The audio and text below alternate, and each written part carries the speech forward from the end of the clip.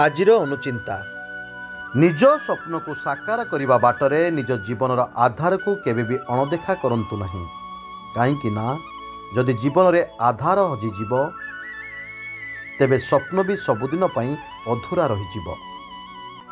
आघात एपरी एक जिनिष जा मनीष को सठिक ज्ञान दे थाए, कारण जे पर्यंत काहाठारू कौनसी आघात न मिले से पर्यंत मनीष सठिक रास्ता को आसीपारि न थाए।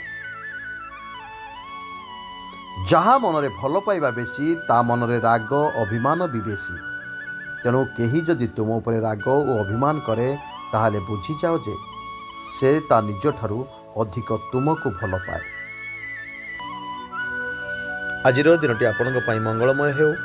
भगवान पाखरे एतिकी प्रार्थना करुछि। स्वतंत्र ओडिशा न्यूज तरफ मु देवाशीष। जय जगन्नाथ।